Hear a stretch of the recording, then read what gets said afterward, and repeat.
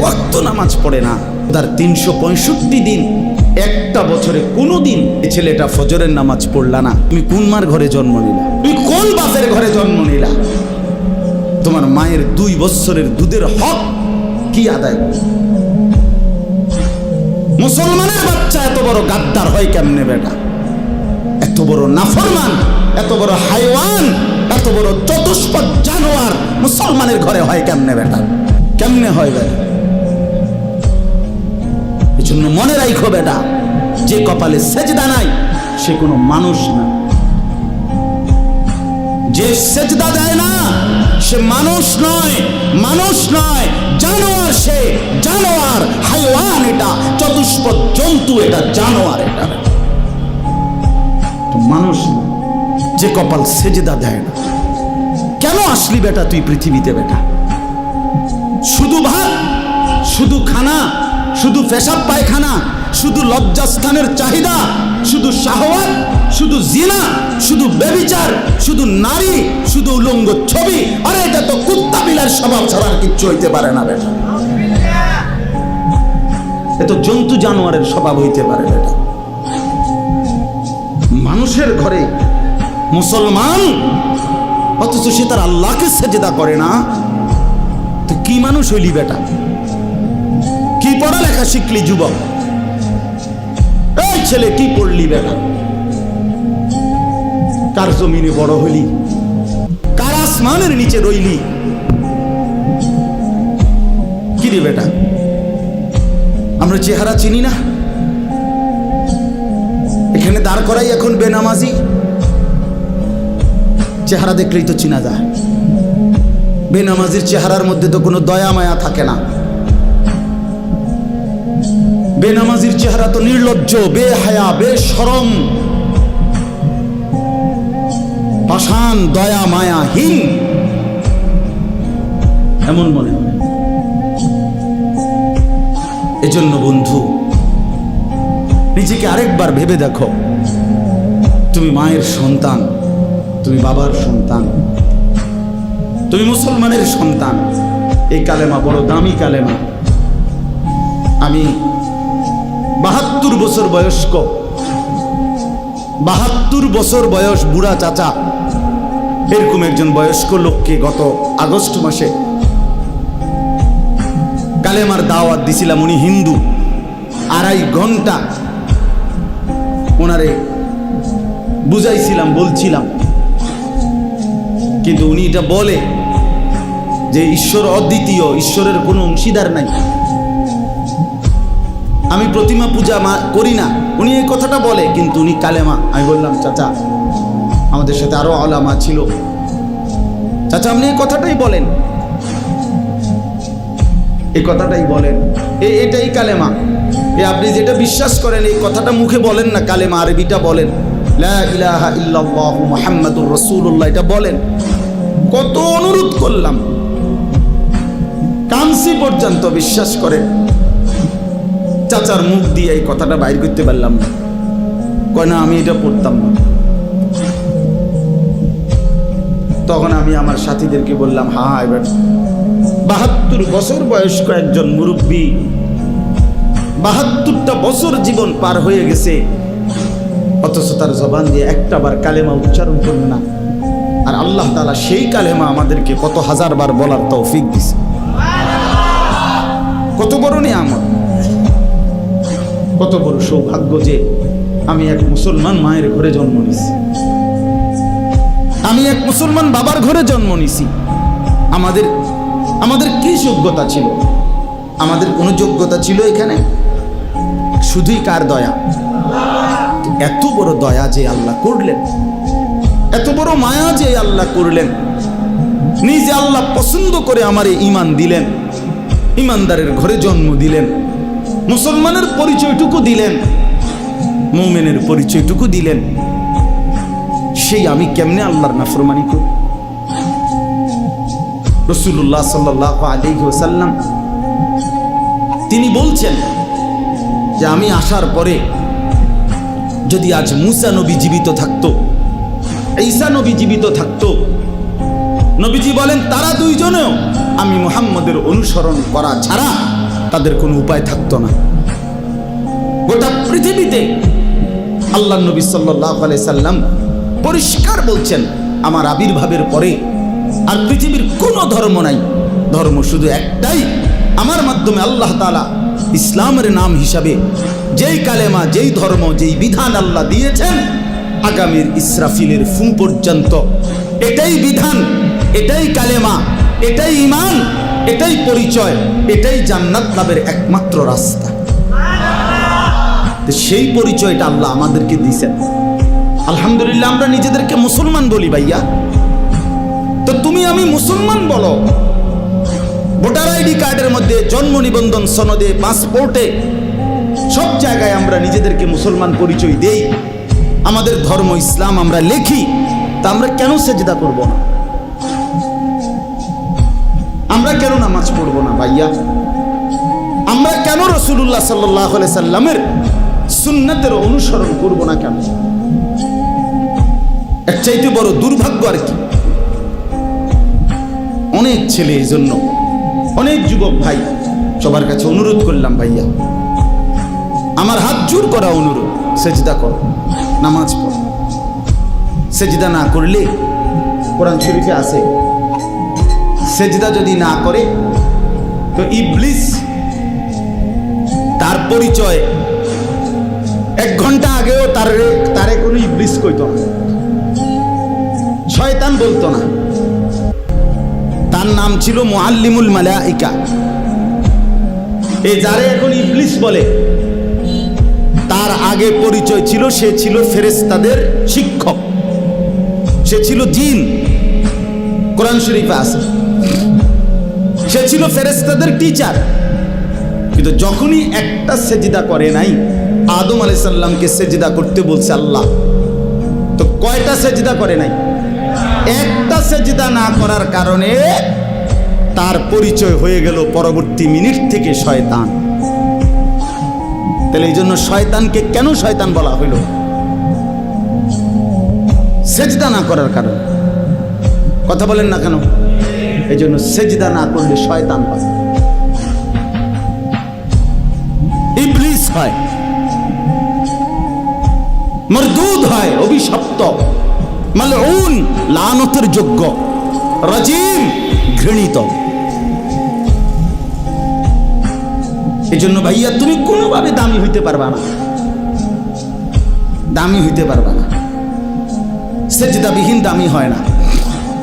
দুনিয়া তুমি আল্লাহর নাফরমানি করে যা ভোগ করতেছ, আলহামদুলিল্লাহ, আমরাও আল্লাহর হুকুম মাইনা দুনিয়া তা ভোগ করতেছি।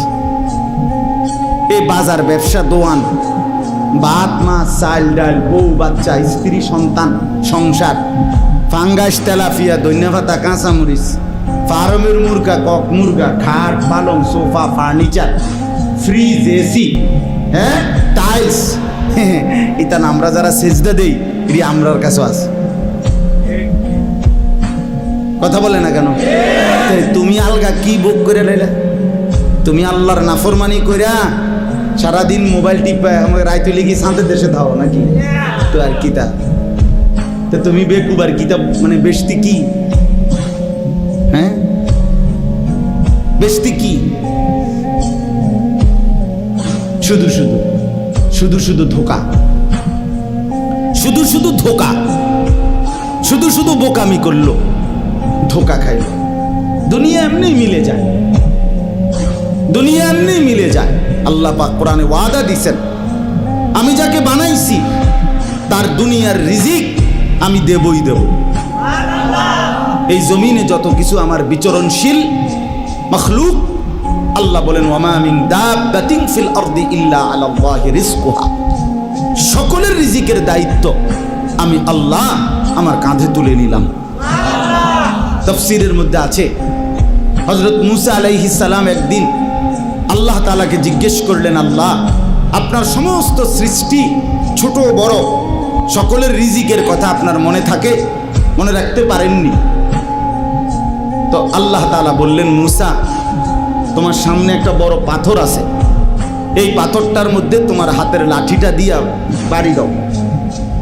মুসা আলাইহিস সালাম বাড়ি দিলেন, পাথরের একটা অংশ ভাঙ্গা পড়ছে, আচ্ছা আবার মারো, আবার মারলেন, আরেকটা অংশ ভাঙছে, আবার মারো, আবার মারলেন, পাথরের একটা অংশ ভাঙছে। 4 বার পাথরটাতে আঘাত করলেন। আঘাত করার পরে এরপরে পাথরটার ভিতর থেকে একটা ছোট্ট পোকা, একদম পিচ্চি, মুখে একটা সবুজ গাছের পাতা কুটকুট করে কামড়াইতেছে, খাইতেছে। এই অবস্থায় এই পাথরটার ভিতর থেকে এই পোকাটা নিচে পড়ছে। আল্লাহ তাআলা বললেন, মুসা ওই পোকাটা কি বলে কান পাইতে একটু শোনো।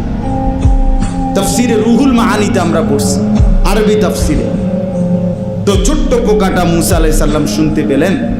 ছোট্ট পোকাটা পড়ছে, সুবহানা মান ইয়ারানি ওয়ালা ইয়ানসানি। আমি আমার সেই মাওলার প্রশংসা করছি যিনি আমাকে প্রতিনিয়ত দেখছেন, আমাকে একবারও ভুলেন নাই। তো মুসা আলাইহিস সালাম বুঝলেন আল্লাহ তাআলা এতটা পাথরের ভিতরে এই ছোট্ট পোকার মুখে সবুজ গাছের পাতা যিনি পৌঁছাইতে পারেন, তিনি তার গোটা সৃষ্টির রিজিক ঠিকই পৌঁছাইতে পারেন। এই জন্য বন্ধু আমার, বাপ আমার, সবার কাছে অনুরোধ করছি, আমি সত্য কথা বলছি, রাগ হইয়েন না, বিবেক জাগাবার জন্য বলছি, ঝগড়ার জন্য বলি নাই। কেন আমরা নামাজ পড়বো না? কেন নামাজ পড়বো না? রাসূলুল্লাহ সাল্লাল্লাহু আলাইহি সাল্লামের ভালোবাসার দাবি, মহব্বতের দাবি এটা, আল্লাহকে সিজদা করা। রাসূলুল্লাহ সাল্লাল্লাহু আলাইহি ওয়াসাল্লাম ইন্তেকালের পূর্ব মুহূর্তে আম্মাজান আয়েশা রাদিয়াল্লাহু তাআলা আনহাকে ওনার বুকের মধ্যে মাথা রাখা অবস্থায় নবীজি ইন্তেকাল করছিলেন। এই ইন্তেকালের পূর্ব মুহূর্তে হযরত জিবরাইল এবং আজরাইল দুইজন ফেরেশতাকে সামনে রেখে আল্লাহর নবী সাল্লাল্লাহু আলাইহি ওয়াসাল্লাম আম্মাজান আয়েশাকে বলছিলেন, আয়েশা আমি চলে যাচ্ছি আমার মালিকের কাছে, যাওয়ার আগে তোমার মাধ্যমে আমার উম্মতের জন্য আখিরি নসিহত, আমার উম্মতের জন্য আমার শেষ কথা, আসসালাত আসসালাত আসসালাত।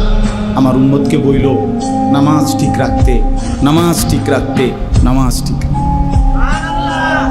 আমার বাপ, কোনো বাবা যদি মৃত্যুর পূর্বে কিছু ওসিয়ত করে, সন্তান যত পাষাণই হোক না কেন, সে তার মৃত্যু পথযাত্রী বাবার ওসিয়ত পালন করে। তা আমাদের নবী সাল্লাল্লাহু আলাইহি ওয়াসাল্লামের আখিরি নসিহত ছিল নামাজ, উম্মতের নামাজ। তো সেই নামাজ যদি আমরা আন্তরিকতার সাথে পালন না করি, তো আমাদের নবীর সাথে আমাদের সম্পর্ক করি। রাসূলুল্লাহ সাল্লাল্লাহু আলাইহি সাল্লাম কোরআনের মধ্যে আছে, সূরা নিসার মধ্যে আল্লাহ তাআলা বলছে, বন্ধু আপনাকে সামনে রেখে আপনার উম্মতের আমলনামা খোলা হবে।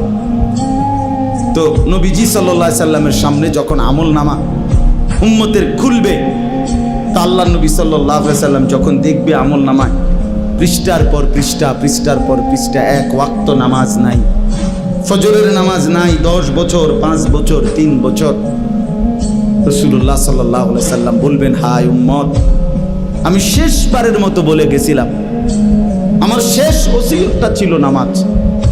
তুই উম্মত আমার শেষ কথাটাও, আমার মৃত্যু পথযাত্রার সময় কথাটাও পালন করলি না। এই কি আমলনামা নিয়ে আসলি? আমি কেমনে আমার আল্লাহর কাছে সুপারিশ করব? নবী সাল্লাল্লাহু আলাইহি সাল্লামের সুপারিশ এটা মামুর বাড়ি না, হাউজে কাউসারের পানি সস্তা দরের কোনো পানি না, যা আপনি চাইবেন আর দিয়ে দিবে। না না বাপ, বিষয়টা এমন না। আপনি ভালো আলেম থেকে জিজ্ঞাসা করে নিয়েন। সুপারিশ এটা আপনার মামুর বাড়ির আবদার না। কাকে সুপারিশ করবেন তা আল্লাহর পক্ষ থেকে নির্ধারিত করা আছে। কাকে হাউজে কাউসারের পানি পান করাবেন তাও আল্লাহ তাআলার পক্ষ থেকে নির্ধারিত করা আছে, নির্ধারিত করা আছে।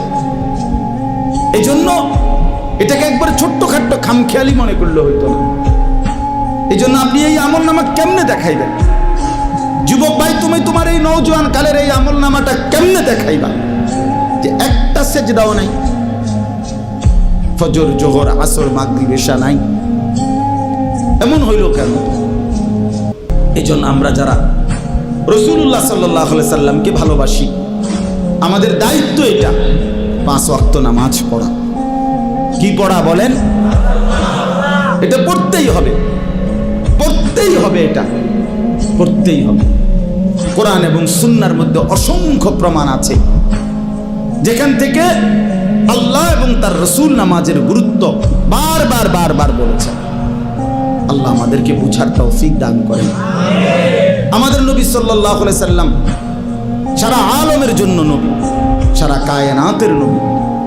তা এত বড় শ্রেষ্ঠতম নবী পেয়ে আমরা যদি তাকে মূল্যায়ন না করি, তার কথা পালন না করি, তা এর চাইতে উত্তম আর কে হবে? এর চাইতে উত্তম আর কে আসবে আমাদেরকে বুঝাবার জন্য? নবীজির চাইতে উত্তম আর কে আসবে? কেউ আসবে। সর্বশ্রেষ্ঠ ব্যক্তি, সর্বশ্রেষ্ঠ ব্যক্তি আল্লাহ তাআলা আমাদের জন্য দান করেছেন। কোরআনুল কারীমের মধ্যে আছে, আল্লাহ তাআলা বলেন, লাকাদ মান্নাল্লাহু আলাল মুমিনিনা ইয বাআসা ফীহিম রাসূলাম মিন আনফুসিহিম। আল্লাহ তাআলা বলেন যে হে মুমিনগণ, আমি আল্লাহ তোমাদের উপরে সবচেয়ে বড় যে দয়া করেছি সেটা হলো আমার রাসূল তোমাদের জন্য পাঠিয়ে দিয়েছি।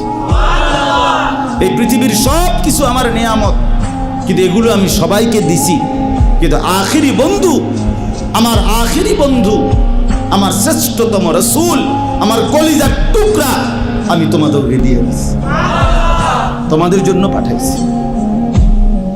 আল্লাহ তার খাজানার সবচেয়ে বড় সম্পদ আল্লাহ তাআলা দান করছেন আমাদেরকে, দান করছেন আমাদের। এই জন্য দয়া করে আমরা যেন কদর করি।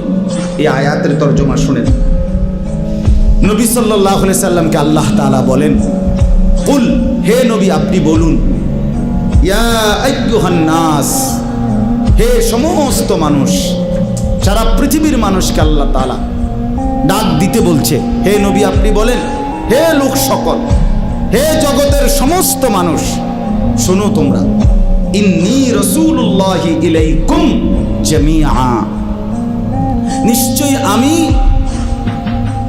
আল্লাহর রাসূল, ইলাইকুম জামিআ, তোমাদের সকলের জন্য, সারা পৃথিবীর বিশ্ব মানবতার জন্য আমি হলাম আল্লাহর রাসূল। তো আল্লাহ তাআলা বলেন, আমার পরিচয়টা তুলে ধরেন নবী, আপনার পরিচয়ও তুলে ধরছেন যে আপনি সারা বিশ্ব মানবতার রাসূল। এবার আমার পরিচয়ও ধরেন যে এই কথাটা কে বলছে। আল্লাযী লাহু মুলকুস সামাওয়াতি ওয়াল আরদ, সাত আসমান এবং জমিনের মালিকানা যেই আল্লাহ, তিনি বলছেন যে আমি সারা পৃথিবীর মানুষের জন্য আমি আল্লাহর রাসূল। লা ইলাহা ইল্লা হুয়া ইউহয়ী ওয়া ইউমীতু, তিনি ওই আল্লাহ যিনি ছাড়া আর কোনো ইলাহা নাই, তিনি সকলকে জীবন দেন, তিনি সকলকে মৃত্যু দান করেন। জীবন মৃত্যু দানকারী, একত্ববাদের অধিকারী আর কোনো ইলাহা নাই যিনি ছাড়া। সেই মহান আল্লাহ রব্বুল আলামিন, গোটা কায়নাতের মালিকানা যার, তারই পক্ষ থেকে আমি তোমাদের সবার জন্য আল্লাহর রাসূল। অতএব আমাদের করণীয় কি? তো আল্লাহ তাআলা বলেন, হে নবী আপনি বলেন তোমাদের করণীয় কি? ফাআমিনু বিল্লাহি ওয়া রাসূলিহিন নাবিয়্যিল উম্মি আল্লাযী ইউমিনু বিল্লাহি ওয়া কালিমাতিহি। অতএব তোমরা সকলেই আল্লাহ এবং তার রাসূলের উপরে ঈমান আনো। আল্লাহ এবং তার রাসূলের উপরে কি আনো? ঈমান। রাসূলের কয়েকটা পরিচয় বলছে যে তিনি আল্লাহর রাসূল, আন-নবী তিনি আল্লাহর নবী, আল উম্মি তিনি দুনিয়াবি পড়ালেখা থেকে মুক্ত, যা বলছেন সরাসরি শুধুমাত্র আল্লাহর কাছ থেকেই বলছেন। আল্লাযী ইউমিনু বিল্লাহি ওয়া কালিমাতিহি, যিনি আল্লাহর সমস্ত কথা এবং আল্লাহর উপরে পরিপূর্ণ ঈমান রাখতেন। নবীজি আল্লাহ তাআলার সকল হুকুম পালন করছেন কিনা? কথা বলেন না। আল্লাহ তাআলার প্রতি পূর্ণ ইয়াকিন রাখতেন কিনা? তো আল্লাহ বলেন, যিনি রাসূল, যিনি নবী, যিনি দুনিয়াবি পড়ালেখা থেকে মুক্ত, যিনি আল্লাহর উপরে পূর্ণ ঈমান রাখতেন, যিনি আল্লাহর সমস্ত কথা মানতেন, সেই প্রিয়তম রসুলের উপরে তোমরা সকলেই ঈমান আনো। এরপরে বলেন ওয়াত্তাবিউহু, এই আমার কথা শেষ। আর এই কথাটাই বুঝেন, আল্লাহ তাআলা বলেন তোমরা সকলেই শোনো। দুই কথা, এক হলো আমার রসুলের উপরে ঈমান আনো, আর দ্বিতীয় কথা হলো ওয়াত্তাবিউহু, তোমরা সকলেই আমার রসুলকে অনুসরণ করো। অনুসরণ করো, নবীর প্রতি ঈমান আনো, নবীকে অনুসরণ করো। কেন? তিনি সবার জন্য রসুল, অন্য আর কারো কাছে গেলে হবে না, তিনি একজন। এই দুইটা দায়িত্ব দিয়েছেন আমাদেরকে আল্লাহ। ফাআমিনু, তোমরা সকলেই নবীর উপরে ঈমান আনো। দ্বিতীয় হলো ওয়াত্তাবিউহু, তোমরা সকলেই নবীর আনুগত্য করো, অনুসরণ করো। লাভ কি হবে? শেষ আল্লাহ বলেন লাআল্লাকুম তাহতাদুন, তাহলে যদি তোমরা নবীর প্রতি ঈমান আনতে পারো এবং নবীকে অনুসরণ করো, তাহলে লাআল্লাকুম তাহতাদুন, নিশ্চিত তোমরা হেদায়েত পেয়ে যাবে, জান্নাত মিলে যাবে। এবার আপনারা 5টা মিনিট শুধু এই দুইটা কথা আপনারা ভাবেন। আমাদের নবী সাল্লাল্লাহু আলাইহি সাল্লামের প্রতি আমাদের দায়িত্ব আল্লাহ তাআলা এই আয়াতে দুইটা বলছে। এক, সর্বান্তকরণে নবী সাল্লাল্লাহু আলাইহি সাল্লামকে মেনে নেওয়া, তিনি যা বলছেন তাই ঠিক। কথা বোঝেন নাই? এখানে কোনো যুক্তি, কোনো পরামর্শ, কোনো দিক নির্দেশনা, কোনো মতামত, কোনো অভিযোগ, কোনো আপত্তি কিছু নেই, তাইলে ঈমান থাকবে না। নবীজি সাল্লাল্লাহু আলাইহি সাল্লাম থেকে যা কিছু প্রমাণিত 23 বছরের, যদি এটা সঠিকভাবে বিশুদ্ধ দলিলের মাধ্যমে প্রমাণিত হয় যে এটা নবীজি বলছেন, নবীজি করছেন, নবীজি সমর্থন করেছেন, কথা বোঝেন নাই, তাহলে আমাদের দায়িত্ব একটাই, এটা মেনে নাও। এটা কি করা? এটা মেনে নাও। এখানে কোনো এশকাল করা যাবে না, কোনো কিছু না, কোনো আনা বর্তমান যুগে, বর্তমান অবস্থার প্রেক্ষাপটে ইত্যাদি ইত্যাদি না, কোনো কিছু না। কিয়ামত পর্যন্ত তিনি যা বলেছেন, তিনি যা করেছেন, তিনি যা সমর্থন করেছেন, তার উপরে ঈমান আনা, মেনে নেওয়া খোদার কসম আমাদের হেদায়েতের জন্য, আখিরাতের মুক্তির জন্য বাধ্যতামূলক। বাধ্যতামূলক। 2 নাম্বার হলো ওয়াত্তাবিউহু, নবী সাল্লাল্লাহু আলাইহি সাল্লামকেই একমাত্র অনুসরণ করা, তার 23 বছর পুরা মেনে নেওয়া, তার পুরা জিন্দেগি মেনে নেওয়া, আর তাকে অনুসরণ করা। হেদায়েতের জন্য এই 2 জিনিস জরুরি। এই জন্য বাপ একটা কথা বলি, আপনাদের কাছে ইনসাফের সাথে মনে রাখেন, বাস্তব কথা হলো এটা, নিজের বিবেককে ধোঁকা দিয়েন না, নিজের আখিরাত বরবাদ করেন না। আমি আপনাদের কাছে অনুরোধ করি, আমরা দলাদলি ঠেলা ঠেলি না। ইনসাফের কথা হলো, আসলে কোরআনুল কারীমের মধ্যে অসংখ্যবার আল্লাহ তাআলা এই কথাটা বলছেন যে বন্ধুকে অনুসরণ করো, অনুসরণ করো। ফাত্তাবিউহু আল্লাযীনা ইয়াত্তাবিউনাল রাসূলান নাবিয়্যাল উম্মি লাকাদ কানা লাকুম ফি রাসূলিল্লাহি উসওয়াতুন হাসানাহ ওয়া ইন্নাকা লাআলা খুলুকিন আযীম মা আতাকুমুর রাসূলু ফাখুযু। বারবার বারবার বারবার বারবার বারবার বারবার একটা কথা আল্লাহ বারবার বলছে, আমার বন্ধুকে অনুসরণ করো, আমার বন্ধুকে অনুসরণ করো, আমার বন্ধুকে অনুসরণ করো। নবীজি নিজে বলছেন, তোমাদের মনের চাহিদার বিপরীতে যতক্ষণ পর্যন্ত তোমরা আমাকে অনুসরণ না করবে, ততক্ষণ তোমরা পূর্ণ মুমিন হইতে পারবে না। নবীজি বলছে, তোমরা আমার সুন্নাতকে আঁকড়িয়ে ধরো, তোমরা মাড়ির দাঁত দিয়ে আমার সুন্নাতকে ধরো। বিশ্বাস করেন, এই শেষ কথাটা বুঝেন। এভাবে বহুভাবে আল্লাহ তাআলা নবীজির জবান দিয়ে শুনাইছেন, নবীজি আমাদেরকে শুনাইছেন নবীজিকে অনুসরণ করতে। অনুসরণ অনুসরণ অনুসরণ অনুসরণ, ইত্তেবা। অতএব একজন মুসলমানের রাসূলুল্লাহ সাল্লাল্লাহু আলাইহি সাল্লামের প্রতি ভালোবাসা, ইশক, মহব্বত, নবীর প্রেম, নবীর ভালোবাসা প্রমাণিত হবে। ইনসাফের কথা হলো এটাই, অনুসরণের মাধ্যমে। বিশ্বাস করেন, অনুসরণবিহীন ভালোবাসা হয় না। ভালোবাসা হয় না। ওই ভালোবাসা আখিরাতে টিকবে না, বিশ্বাস করে আল্লাহর দোহাই বললাম। শুধুমাত্র লাফালাফি ফালাফালি করলে, শুধুমাত্র ঢাক ঢোল বাজাইলে, শুধুমাত্র সই হুল্লুর হাঙ্গামা করলে, শুধুমাত্র বিভিন্ন আইটেম মুখরোচক মজাদার খাবার খাইলে রাসূলুল্লাহ সাল্লাল্লাহু আলাইহি সাল্লামের অনুসরণ, সুন্নতের ইত্তেবা, নবীজির পদাঙ্ক অনুসরণ, এটা যদি আপনার আমার মধ্যে না থাকে, বিশ্বাস করেন হাসরের ময়দানে এই ভালোবাসা টিকবে না। দুনিয়া মিলে যাবে, আখিরাত মিলবে না, পরকাল মিলবে না। এই জন্য আজকে এই কথাটাই বললাম। এখানে আল্লাহ তাআলা বললেন যে তোমাদের দুইটা দায়িত্ব, তোমরা আমার বন্ধুর প্রতি ঈমান আনবা, ওয়াত্তাবিউহু, এবং তাকে অনুসরণ করো, অনুসরণ করো। আজকে আফসোসের বিষয় হলো আমরা এই কথাটাই বুঝাইতে পারি না যে রাসূলুল্লাহ সাল্লাল্লাহু আলাইহি সাল্লামের সুন্নাতের অনুসরণের মাধ্যমে নবীজিকে ভালোবাসতে হয়। আপনি বছরের পর বছর কোনোদিন মেসওয়াক করলেন না, অথচ নবীজি মৃত্যু পর্যন্ত, কসম আল্লাহ, বুখারী শরীফের হাদিস, নবীজি ইন্তেকালের মুহূর্তে শেষ যখন দুনিয়া থেকে বিদায় নিবে, সেদিনও নবীজির হাতে, নবীজির আখিরি আমল ছিল নবীজি মিসওয়াক করছেন।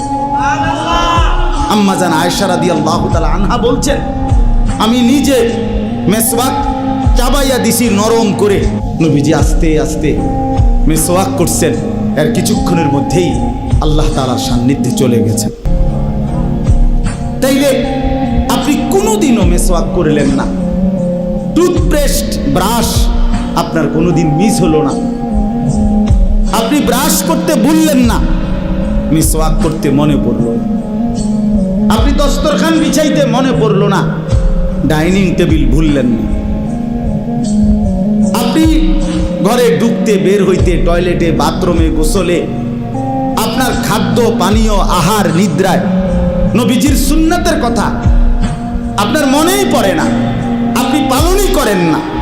তাইলে বাবা এটা কেমনে আল্লাহ রসুলের ভালোবাসা হয়? আমি বুঝি না, আমরা বুঝি না বাপ।